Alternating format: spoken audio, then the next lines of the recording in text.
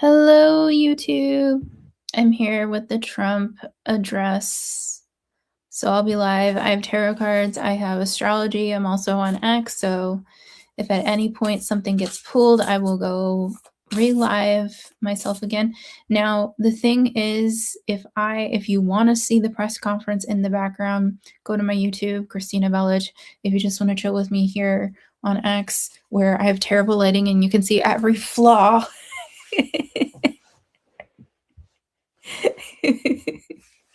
You're welcome to join me. And the hair is poofy today. We're poofy. That's how it is right now. Okay. So as we await Trump to go live, I'm just going to pull some cards. We have a full moon in an hour and 11 minutes for the full moon and what it means for you. The stone circle, which is the Six of Cups or the Six of Portals, the stone circle. Full moon is in Libra. Six of Cups reminds me of, like, you know, there's a lot of emotional labor. But in many ways, this is a really lovely card to say, like, you're doing a great job taking care of your spiritual health, taking care of your, like, emotional health, because Six of Cups is an emotional card. Now, I am on an AP website, or AP's YouTube. They are going live, but my guess is there's going to be commercials, so I do apologize. Here he is. Thank you very much. My fellow Americans, good evening. All right. Let me begin by congratulating the team at NASA and our brave astronauts on the successful launch of Artemis II. It was quite something.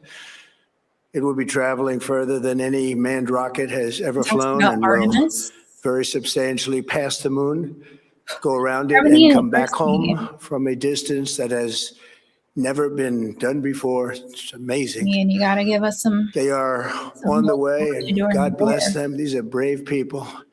We want to God bless those four unbelievable astronauts.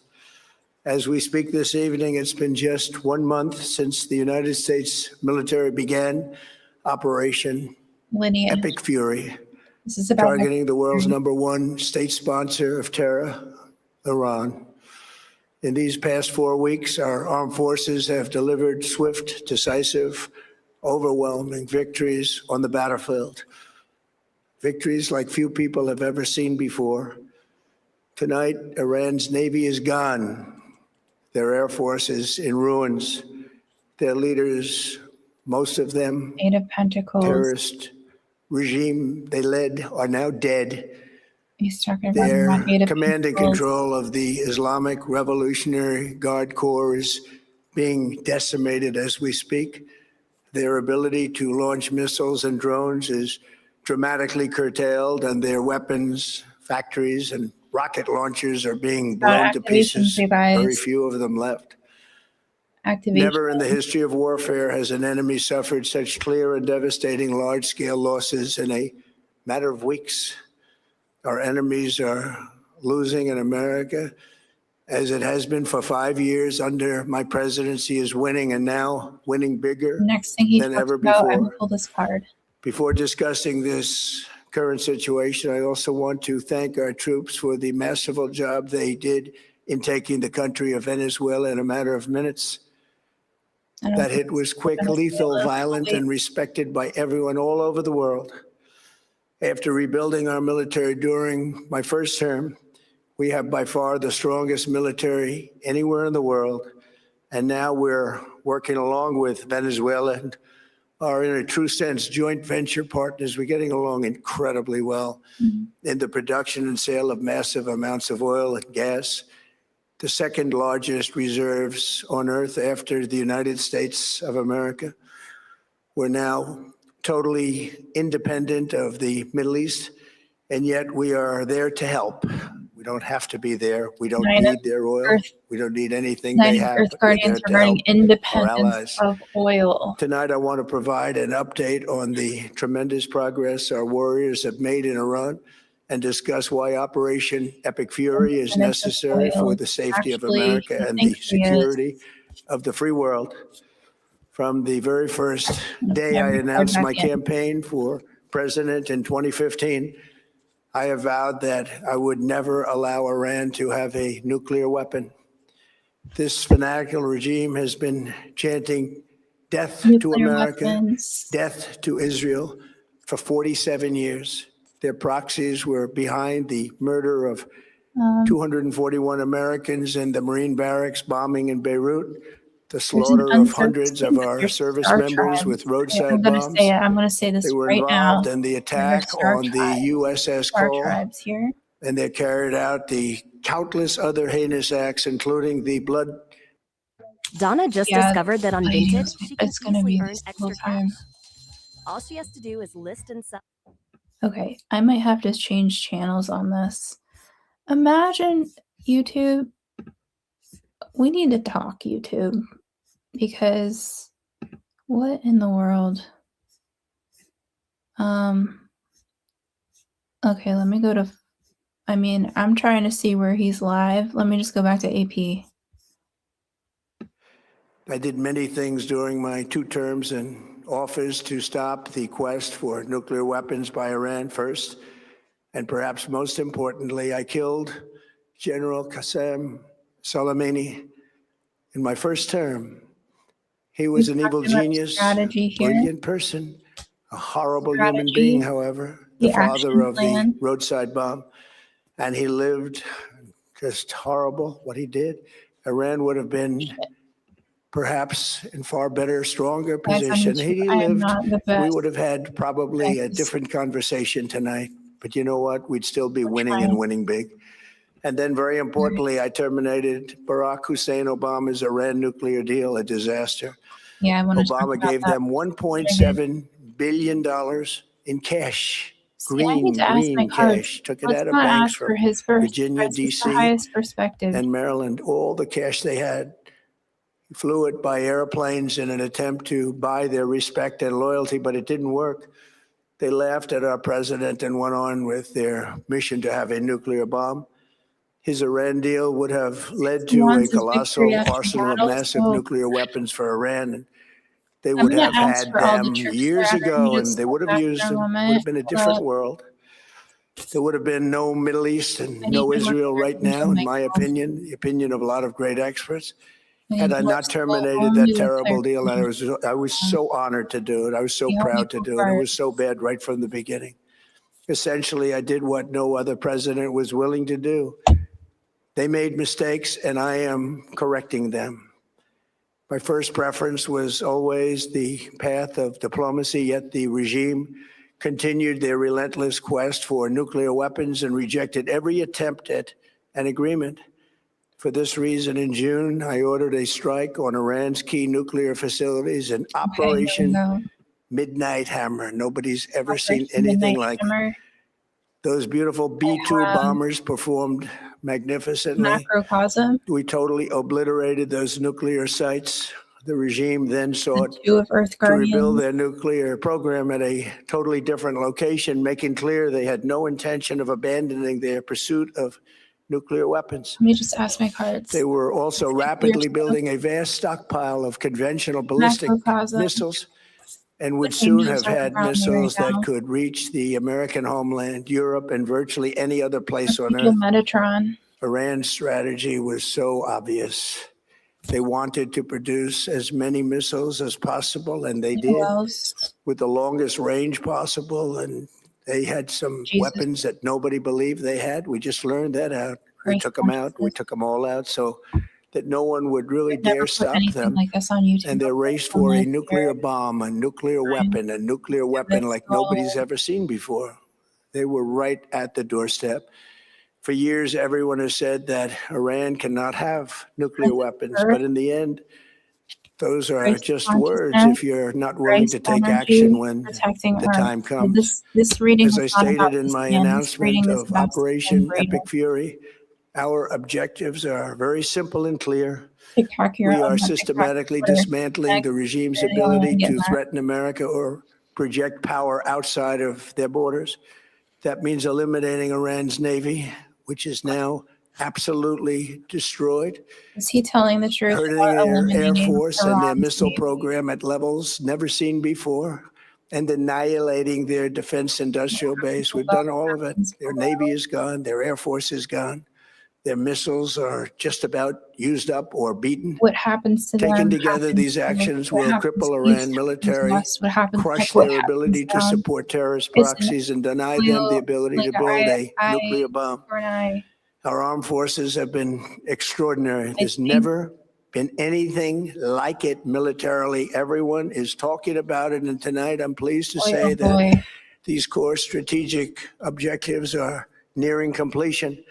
As we celebrate can't go this with his progress, words. I we have to go think with the energy. especially of the 13 American His words are warriors who very- have laid his down their words are lives in this spelled. fight to prevent our children from ever having to face a nuclear Words are Iran. spells. Twice this past month, I've traveled to Lovers. Dover Air Force Base, Consciousness. and it's been something. I wanted to be with those heroes as they return to American soil, and I was with them and their families, their parents, their wives, their husbands. We salute them, and now we must honor them by completing the mission for which they gave their lives. And every single one of the people, their loved ones said, "Please, sir, please finish the job." Every one of them. And we are going to finish it. Imagine being able to build an app with your name on it just by thinking about it. I know it's YouTube, 44, a complete but like it just goes to show you the vibe. They've been great, and we will of, not like, let them get hurt or fail in any way, shape, or form. Many Americans have been concerned to see the recent rise in gasoline prices here at home. Talking. The short-term increase has been entirely the result of the Iranian regime launching deranged terror attacks against commercial oil tankers and neighboring countries that have nothing to do with the conflict. This is yet more proof that Iran can never be trusted with nuclear weapons. They will use them, and they will use them quickly. It would lead to decades of extortion, economic pain, and instability worse than we can ever imagine. Who are still The United States has never been better prepared economically to confront this threat. You all know that we built the strongest economy in history. We're going through it right now, the strongest in history. In 1 year, we've taken a dead and crippled country. I hate to say that, but we were a dead and crippled country after the last administration and made it the hottest country anywhere in the world by far, with no inflation, record-setting investments coming into the United States, over $18 trillion, and the highest stock market ever, with 53 all-time record highs in just 1 year. It all positioned us to get rid of a cancer that has long simmered. It's known as the nuclear Iran, and they didn't know what was coming. They've never imagined it. Remember, because of our drill baby drill program, America has plenty of gas. We have so much gas. Under my leadership, we are #1 producer of oil and gas on the planet, without even discussing the millions of barrels that we're getting from Venezuela. Because of the Trump administration's policies, we produce more oil and gas than Saudi Arabia and Russia combined. Think of that, Saudi Arabia and Russia combined. And that number will soon be substantially higher than that. There's no country like us anywhere in the world, and we're in great shape for the future. The United States imports almost no oil through the Hormuz Strait and won't be taking any in the future. We don't need it. We haven't needed it, and we don't need it. We've beaten and completely decimated Iran. They are decimated, both militarily and economically and in every other way. And the countries of the world that do receive oil through the Hormuz Strait must take care of that passage. They must cherish it. They must grab it and cherish it. They can do it easily. We will be helpful, but they should take the lead in protecting the oil that they so desperately depend on. So to those countries that can't get fuel, many of which refuse to get involved in the decapitation of Iran, we had to do it ourselves.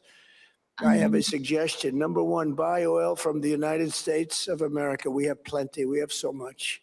And number two, build up some delayed courage. Should have done it before, should have done it with us, as we asked. Go to the Strait and just take it, protect it, use it for yourselves. Iran has been essentially decimated. The hard part is done, so it should be easy. And in any event, when this conflict is over, the Strait will open up naturally. It'll just open up naturally. They're going to want to be able to sell oil because that's all they have to try and rebuild. It will just feel them. resume the flowing, and the gas prices will rapidly come back down. Stock prices will rapidly go back up. They haven't come down very much, frankly. They came down a little bit, but they've had some very good days over the last couple of days. We've done actually much better than I thought. But we had to take that little journey to Iran to get rid of this horrible threat. With our historic tax cuts, where people are just now talking about receiving larger refunds than they ever thought possible. They are getting so much more money than they thought. That's from the great, big, beautiful bill. Our economy is strong and improving by the day, and it will soon be roaring back like never before. It will top the levels that it was a month ago. I've made clear from the beginning of Operation Epic Fury that we will continue until our objectives are fully achieved. Thanks to the progress we've made, I can say tonight that we are on track to complete all of America's military objectives shortly, very shortly. We're going to hit them extremely hard over the next 2 to 3 weeks. We're going to bring them back to the Stone Ages where they belong. 2 to 3 weeks. In the meantime, discussions are ongoing. Regime change was not our goal. We never said regime change, but regime change has occurred because of all of their original leaders' death. They're all dead. The new group is less radical and much more reasonable. Yet if during this period of time no deal is made, we have our eyes on key targets. If there is no deal, we are going to hit each and every one of their electric generating plants very hard and probably simultaneously. We have not hit their oil, even though that's the easiest target of all, because it would not give them even a small chance of survival or rebuilding. But we could hit it and it would be gone, and there's not a thing they could do about it. They have no anti-aircraft equipment. Their radar is 100% annihilated. We are unstoppable as a military force. The nuclear sites that we obliterated with the B-2 bombers have been hit so hard that it would take months to get near the nuclear dust. And we have it under intense satellite surveillance and control. If we see them make a move, even a move for it, we'll hit them with missiles very hard again. We have all the cards, they have none. It's very important that we keep this conflict in perspective. American involvement in World War I lasted 1 year, 7 months, and 5 days. World War II lasted for 3 years, 8 months, and 25 days. The Korean War lasted for 3 years, 1 month, and 2 days. The Vietnam War lasted for 19 years, 5 months, and 29 days. Iraq went on for 8 years, 8 months, and 28 days. We are in this military operation, so powerful, so brilliant, against one of the most powerful countries for 32 days. And the country has been eviscerated and essentially is really no longer a threat. They were the bully of the Middle East, but they're the bully no longer. This is a true investment in your children and your grandchildren's future. The whole world is watching, and they can't leave the power, strength, and brilliance. They just can't believe what they're seeing. They leave it to your imagination, but they can't believe what they're seeing. The brilliance of the United States military. Tonight, every American can look forward to a day when we are finally free from the wickedness of Iranian aggression and the specter of nuclear blackmail. Because of the actions we have taken, we are on the cusp of ending Iran's sinister threat to America and the world. And I'll tell you, the world is watching. And when we do, when it's all over, the United States will be safer, stronger, more prosperous, and greater than it has ever been before. May God bless the men and women of the United States Armed Forces, and may God bless the United States of America. Thank you very We're gonna much and take good night. questions from the press. Is press there? Nope. Okay, April 1st. Okay, that's it. There's no questions. That's his address. I feel kind of creeped out, but let's go. Let's go with this. So,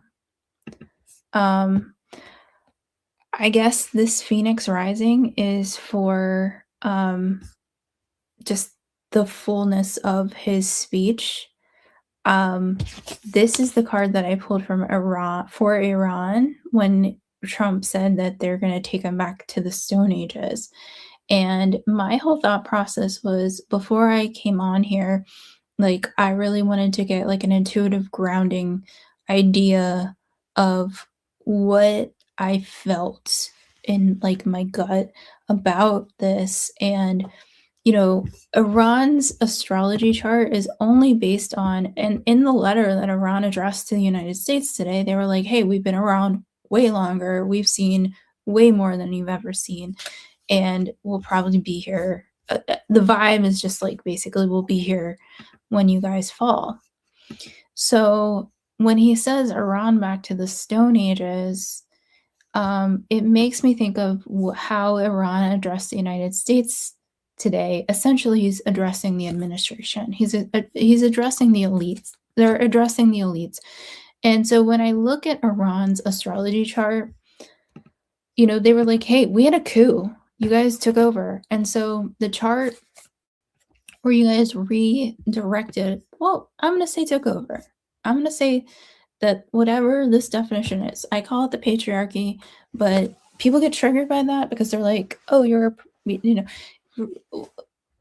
I say patriarchy, I mean like colonizer, elitist, like tech overlords, like these type of people. So the chart that Iran has is Sunday, April 1st, 1979, 12:01 a.m., set in Tehran, Iran.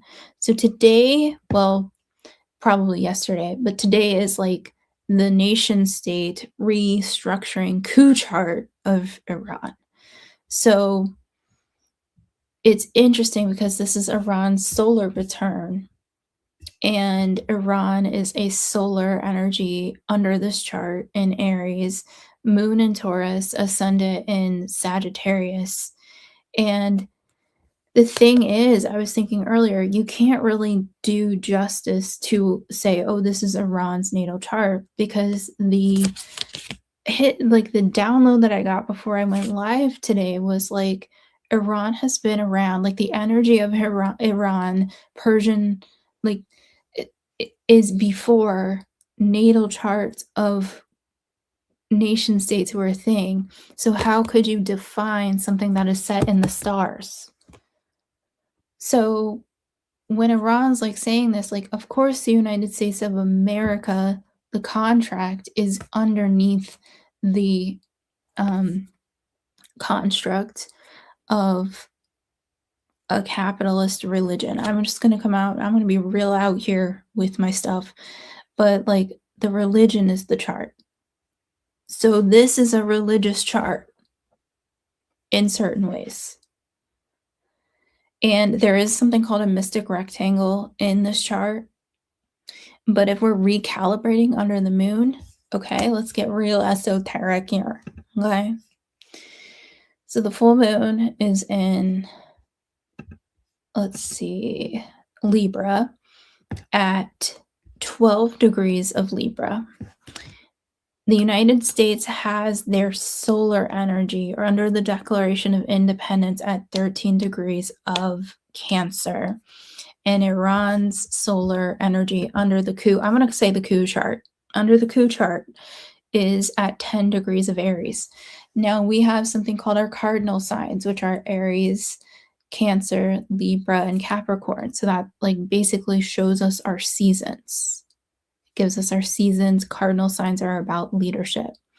So anytime you see something like Aries to Cancer is a square. So the solar energy of Iran's current working chart is a square to the United States natal sun and Cancer. And both of these charts have an aspect to today's full moon that's at 10:12 tonight Eastern Standard Time. So Iran has the solar return today, April 1st, which we had all these videos, these Lego like AI videos coming out showing the full moon. Hey, this is our solar return. We've got 12 months when the solar return comes around. It's 12 months for the sun to meet our sun again, to meet our solar energy again. So Iran is working with a solar return chart. We have a solar return chart every year for our birthday. Just like every month, we have something called a lunar return chart. And so the solar return chart of Iran is going to hold this energy of this full moon for a whole year. And they were, I think, roasting the United States and being like, look, we're working with this full moon for the whole 12 months. So here he is on a video, or here he is on a press conference saying, oh, well, we're going to do this mad slow, like mad fast. And Iran's like, don't you get it twisted. Like, we've been around longer. You're going to put us back to the Stone Ages? Well, we've got the stars on our side. We've got the star and the moon, by the way, buddy. Literally in these videos of the Lego videos, when they're like burning Bibi and Trump, and there's like effigies of them and Ball, there's a full moon in the background.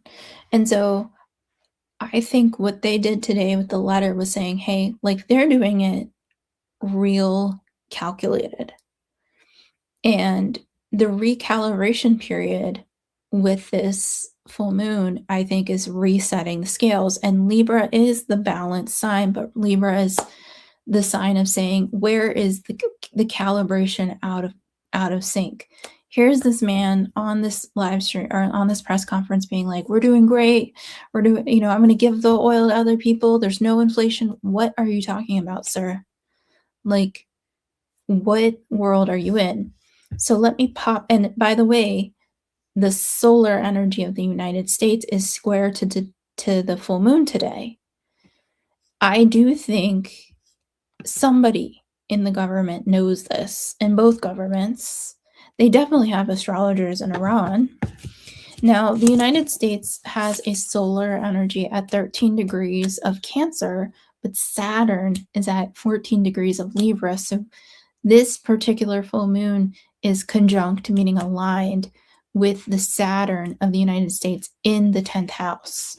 So I'm just going to pull a card for that. I'm just putting all my cards back in because it could be good or it could be like very heavy karma on the United States part. And I have the celebration, the Four of Light codes. The Four of Light codes is like when I think of like twin flame energy, when I think of balance of masculine and feminine, that's what I see when I pull the Four of Wands. So let me ask why. So I guess it's the moon to Saturn.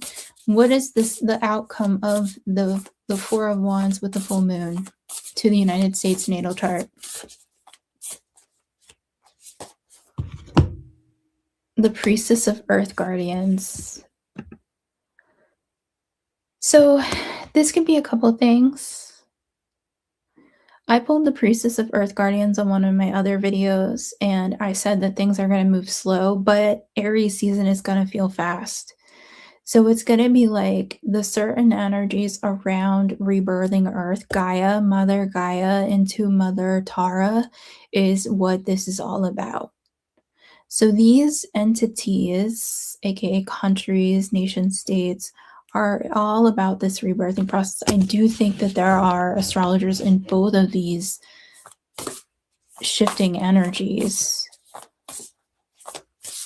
And I just hear there's nothing to be afraid of. But like the thing that really pisses me off when I hear people say that is it's like there are kids that are killed. Like how could there are literally like there was a small modicum of justice this week. Okay. So I'm in Maryland right now. And in a little town called Cambridge, Maryland, she called ICE on her roofers and didn't pay, and they got arrested, and she didn't have to pay for her roof, and then she got arrested. And I was like, okay, look, small wins, but to me that's justice, right? So that, I've told you, I'm not a love and light astrologer, but I am saying like there's modicums of hope, because part of this is like, okay, you know, I'm watching in real time kids get hurt, and the government, you know, is being outed for hurting children. And it's like, how can I not be like, at this point, I'm like, why am I as a human being still here to witness this? If there's so many people suffering, you know, and dying and not getting medical attention at places like Dilley Detention Center. So for me, like, I'm looking at this, I pulled the mountain for grounding and stability. I'm looking at this press conference not as just like, it's just an example of a couple of things. Like, this week is a powerful week in that, but this month is a powerful month. And so maybe it's time to reframe. I think that eventually we're going to adopt a different language of astrology. I think I'm still doing Western astrology because it's the language I speak, but I don't necessarily think that it's a perfect language. I think eventually we're going to start moving our time to more of the 13-month cycle, hopefully, and resetting our dial. So maybe that this experience with this war is going to help gear us towards a new language of time. Because astrology, at the end of the day, is a language of time. Time based on the positioning of the planets. But at the end of the day, I have the microcosm underneath it. What if we looked at this as we're in the cell, and the planets are holding different positions within the cell, but we're really just, the Earth herself is part of it, is part of the cell, whether it's a planar field, whether you zoom in or zoom out, whether it's a globe or a realm or something like that. So I'm just going to get into the weird stuff because I'm channeling right now. What do we need to know about time right now? What do we need to know about time? Haha, the Akashic Records, the Tree of Life. And so in the Tree of Life, and this is the Hanged Man in the Rider-Waite Tarot, but this is about just staying. So this is like, on a previous video, I said it's going to feel slow, but at the same time, things are going to go so fast. So it's almost like, and for me, for example, I stepped away from comedy. I've tried to do it for many times, many years. And the reason why was because Hollywood like sucks you in. But what I realized in Hollywood was I was just I was not pursuing the path of being kind and compassionate. And I think that's what this time is it's like asking us, hey, where is kindness and compassion in your life? And how do you do it from a level of like, now we have the truth. How do you pursue this now that you know the truth? The truth is, here we have a man in a press conference telling us that he's doing a great job. And we have to believe him, according to probably his mind. And yet Al Jazeera is showing us the opposite. You know, RT News is showing us the opposite. Independent journalists are showing the opposite. They're even losing their lives over it. And so it's like, this is a really big crux point for us these last few weeks. So my next question is nuclear power plants or nuclear. This one popped on over. Restful renewal. Restful renewal. Four of activations, which is Four of Swords, which is usually about the mother energy overseeing the body, like the higher self over the meditated self. I feel like it's a way for us to connect to the higher self.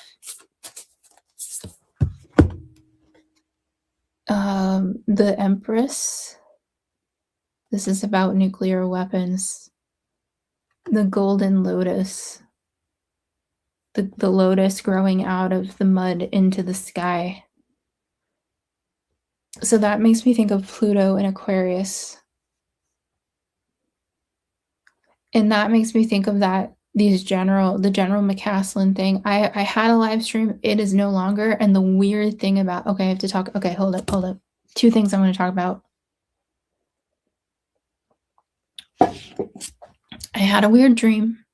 And so I'm going to talk about that. The first thing I'm going to talk about is like the story of like all these missing people that have to do with like plasma research, energy, free energy, anything related to that. I do think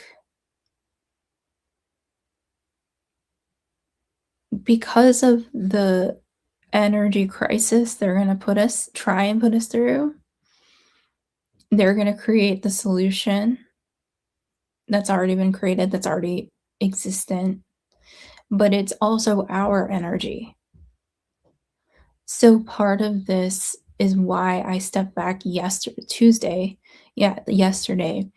from watching the this is on a microcosm level, but I go live for Maryland Hagerstown Board of County Commissioners to like kind of watch them because they've been kicking out protesters, and the only way to be heard is basically to sit in their hearings based on a DHS warehouse facility. And I got the download, please do not go live with them anymore.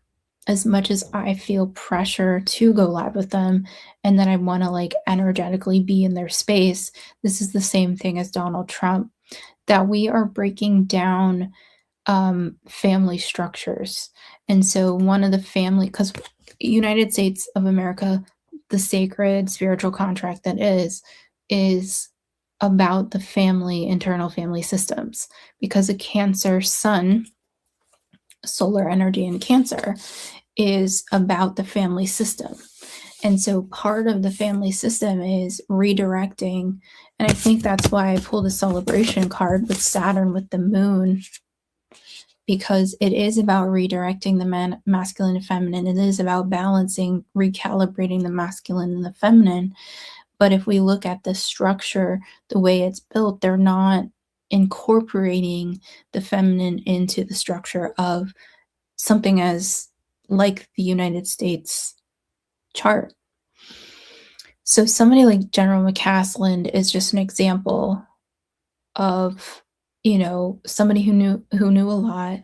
I do think he left behind the clues.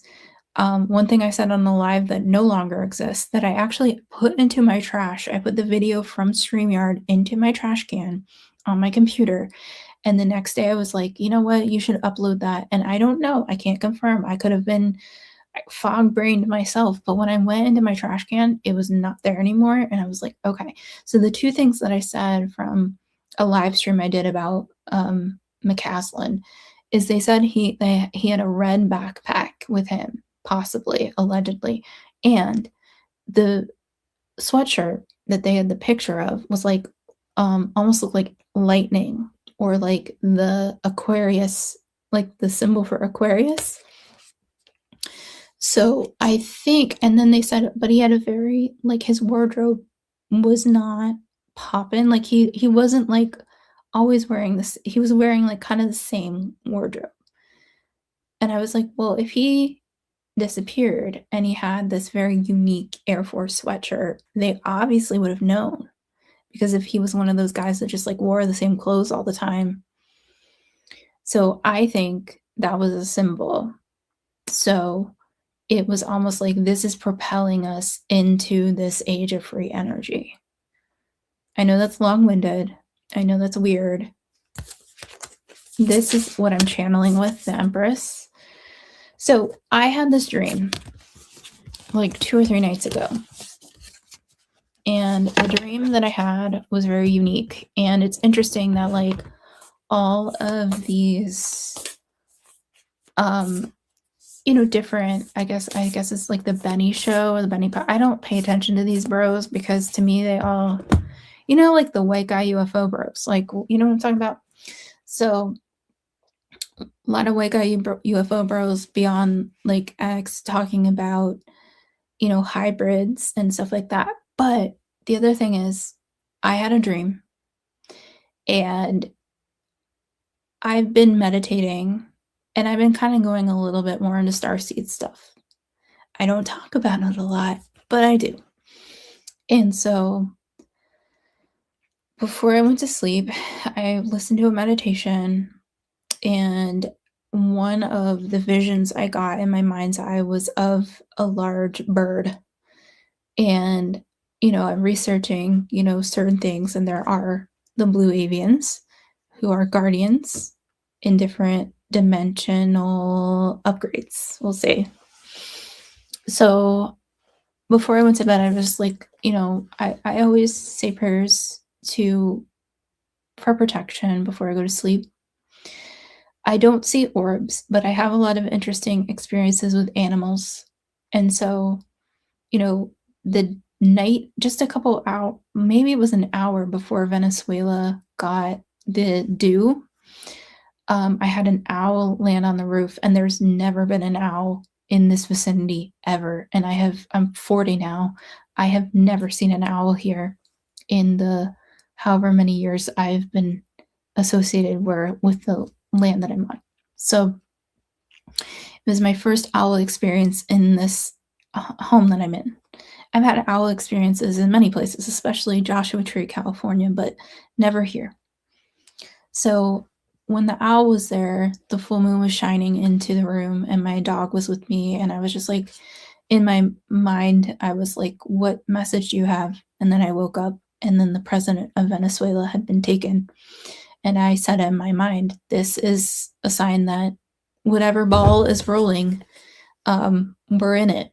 So fast forward to 2 or 3 nights ago, I have this bird in my mind's eye, and I feel it. I feel the bird around me. It's a large bird, and it's blue. It's about this color. And I go to sleep, and my dream was wild. It was basically, I'm a horse person. I don't have horses at this time in my life, but I will one day. And I used to horse show and work on a lot of different horse farms. And it was basically, the dream was like, there was just this pressure to get all these animals loaded into a multi-horse trailer. So if you've ever seen like a racehorse trailer or a big farm trailer, you've definitely probably passed them if you're in the US, just like a giant, almost 18-wheeler full of horses. And you have to like load them up and kind of back them into spots. And they have like their own little almost stall in there. Not quite, but I felt that it was a barn that was getting ready to leave. Now, it could also be a symbol of a place that I used to work, that a lot of horse people travel north and south in the United States, or like depending on the weather, and have different barns if they're show barns or racehorse farms. And so they'll go to different locations at different times of the year. And so the energy that I was feeling was, we're going back home. Meaning like this barn was getting ready to go back home but was having all their workers rush these animals to the trailer. Now, when I saw the animals, they were gigantic reptiles. And I know how weird it is. It's a dream. And they were terrifying. And somebody handed me a lead rope, and they were like giant, like think of anything, like things that you've seen in movies, giant crocodiles, like, and I was like, in my mind, I was like saying to you guys, like, somebody's going to get eaten by one of these things. But somehow they were like leading them onto the trailer and shoving them in and getting them in their places.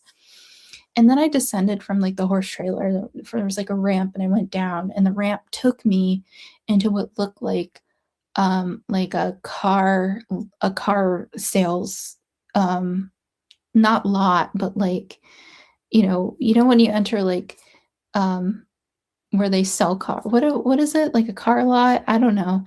When you enter like the showroom, and I was in like a car showroom, and it was all nice fancy cars. And there were all those like crystal like awards like all around.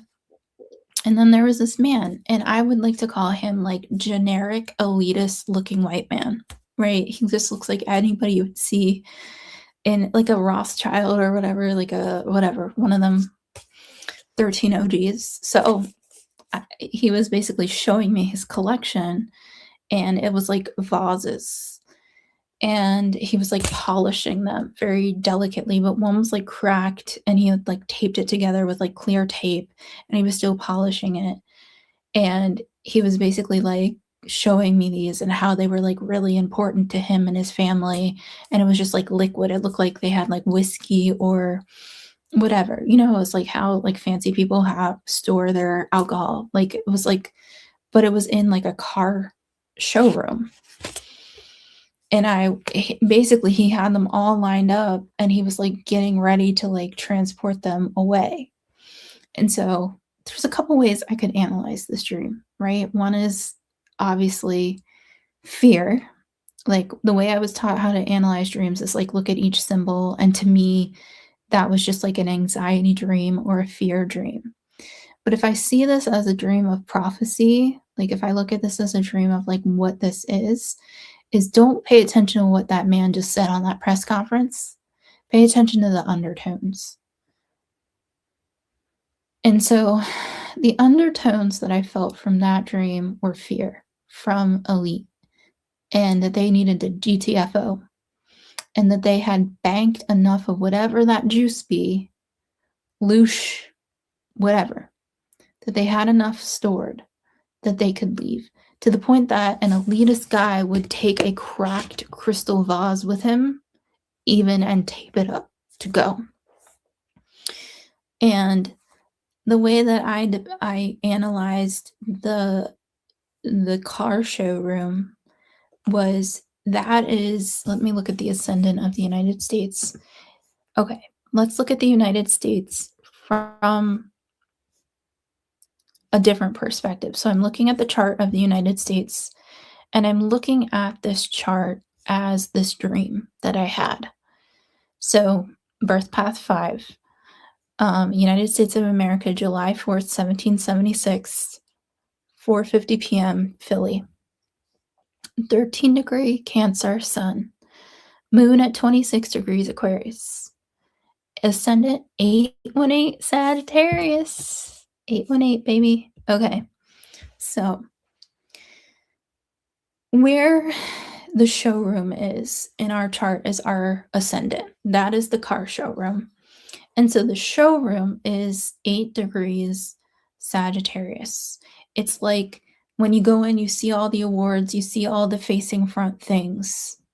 And that is like the international, like the person who's the philosopher, the person who is like has a strong mind. Universities, like think about how the showroom of the elites is like Harvard, Princeton, Stanford, like these Ivy League institutions. Universities are Sagittarius, the globalist. So we look at that energy as the ascendant, like, welcome to my showroom. And behind closed doors, you have an elite guy with these juice. Now, by the way, this is for me. I am on a fast. This is not what this is guava. But whatever juice he had, it was like in these crystal vases. And to me, it was like I kind of went behind like the showroom to see it. And so that's Pluto. That's the houses underneath the ascendant that we want to look at that. Pluto's in the first house, but very close to the second house at 27 degrees of Capricorn. So let me pull on this, but I'm going to talk about 2020. Pluto in the United States natal chart based on the dream. What do we need to know? The vines, which is the priestess of portals. So the Queen of Cups. So when I think of vines, I think of literally Ivy League. I think of like old buildings. I think of like colonies, original colonies. So the Pluto is like long-standing colonies. Oh, I do think it is a return. I think that there is an energy leaving and an energy that's either reigniting or staying. So that's one thing that I think. But 2020, the United States natal charts, Pluto was essentially activated by something called the Great Conjunctions, which took place four times in 2020. And one of the most notable was December 21st, 2020. Now, that was, what was that, an Aquarius? But basically, essentially, I saw it as a doorway into the age of Aquarius. Now, there are so many different astrologers and astronomers and people in the spiritual, world who are going to say different things. But I saw it from the perspective of like clearly something shifting here, and it's taking us into these Aquarian times, whether we're fully in it now or not, or whether this is like the intertwining of it. Like we're starting to pull more over towards the age of Aquarius. So it's taking us to this from this very tangible, visceral world of like, where a lot of these elites are afraid to die and they want to drink juices that would keep them alive, or figure out technology for their own benefit. And so when I hear this one was upright colonies, so how did I say colonies? Celebration. I do think there's different colonies. I do think there's different families. And I think I was dreaming about one of them, one or two. So I do think that there's this rush to return or this rush to leave. And I do think that this is why Artemis 2 is doing what it's doing. Because it's such a random, we're in the middle of a war where they're threatening nuclear war. Why are you going to the moon? Like, why? And to me, it's like, because clearly there's an alternative reason.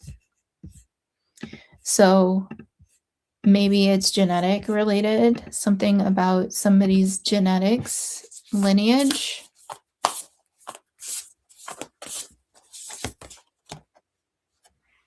The infinite life force, the sun. Now, I am a believer in whatever 3i Atlas is bringing. So I know there's people who are like, it's bullshit. But if it is bullshit, totally cool. I do think there's something there, though. Whether it's like an actual object in the sky, because there is an astrophotographer who was following something. So I do think that there was something there. What it was, I think we're going to figure out. Like maybe it was a easy way to tell us about certain technology that we've already had, aka the infinite life force, which, by the way, I am a baby at learning about right now, meaning like I am so new to plasma and learning about plasma. Although like once you start learning about plasma, you're just like, oh, well, that's just been life the whole time. But sometimes I don't have words for what I feel. That's why I do cards. Let me think, is there anything else I need to say? Oh, and then after the dream, I just ask for a confirmation because I've been having a really hard time. I see all the orbs on TikTok. I've had my own experiences, but mine are with animals. So after the dream, I was a little disturbed and I was like, if it's if it's maybe this particular species or whatever, if it's something that we're hopefully going to find out, hopefully at some point. I think we kind of already feel it, that clearly these people are not who they say they are, and they're like showroom people, but really behind the showroom, they need this juice to keep them going, whatever it is. So I looked up at a tree. So I was walking like up a flight of stairs, and this was last night, and the full moon was in the sky, and there was this big tree, and there was a robin with like a branch in its beak, and it was like, it looked like a picture, and the robin was right there and the moon was right behind it, and I was like, okay, thank you for being my confirmation. So clearly, my orbs, my little signs are animals at this time in my life, and they've always been. But I know there are very, very blessed people who are seeing these orbs and objects in the sky. But for me, I don't have that at this time. I've seen things.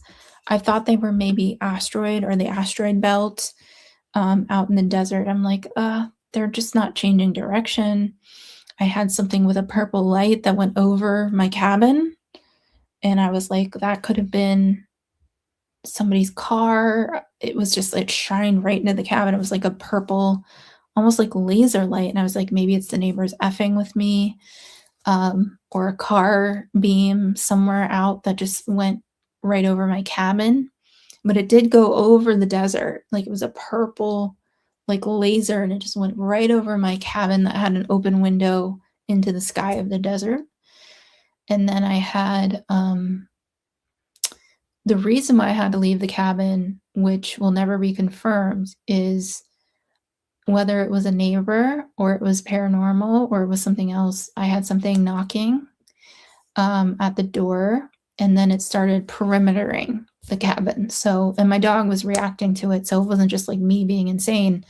It was happening at specific times at night, around like 2 or 3 in the morning. And then it would knock on the fence. And I thought it was just like maybe an ex-military guy that just, I did like a last pee of the night. I had an outhouse. I stayed in a place outside of Joshua Tree in the rural desert.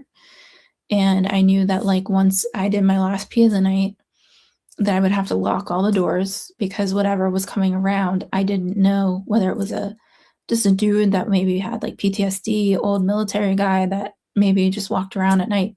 And you couldn't really walk around the desert at night without either you had night vision or you had a flashlight, but there was never a flashlight. So whatever was perimetering the cabin, my dog I would feel it. It would wake me up out of a sleep. Like, I would feel when it was there. And so that is one thing. Like, I cannot explain that experience, and this is the first time I've ever discussed it. But it was weird, and it was the reason. It was getting worse and worse, and so it was a huge reason why I ended up moving back east. It was because whatever it was that was outside of the cabin at night was either a bro or something else, and I'll never know. But I did have another weird experience where I think an owl took a dove off the roof, and I woke up in the morning and there were feathers all over the east side of the porch, which my intuition always kept saying, the east side of this house is the leaky energy of the house. That's where I would always hear the guy or the energy come through, and he would whistle at the dog, and the dog would go nuts. And then